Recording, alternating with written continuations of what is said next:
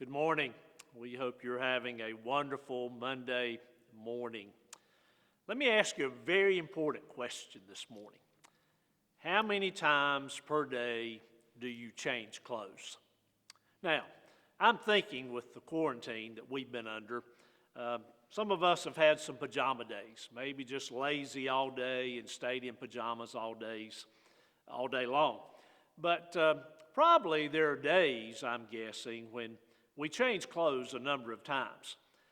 Maybe take our pajamas off and put on our exercise clothes. Maybe take those off and put on our yard clothes or our houseworking clothes. Maybe change into clothes to go to the grocery or the bank. And then there are times we, of course, have to go to work or to meetings or to church. So maybe we change clothes 5 or 6 times per day. Well, Paul uses this imagery in Colossians chapter 3, the idea of changing clothes. He says, first of all, that there's some things that we should put off, that as Christians are things that we should put off. And then he says there's some things we should put away, that we should get rid of totally and completely. There are hindrances in our Christian lives, and we need to put them away. And then finally, in that wonderful passage in Colossians 3, he says there are some things that we should put on, that the Christian has this wonderful and beautiful wardrobe: compassion, patience, kindness. And then he says this.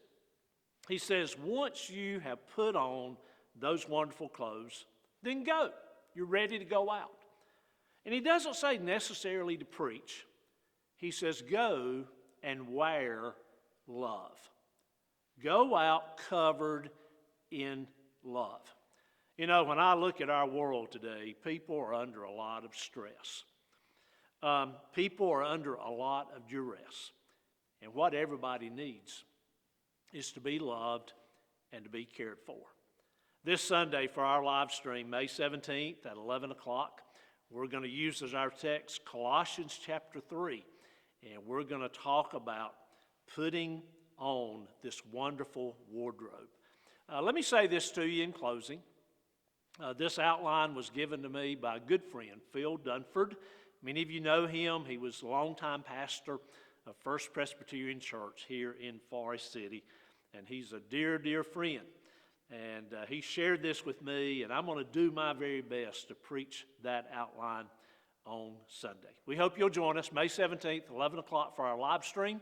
In the meantime, have a good day and have a wonderful week.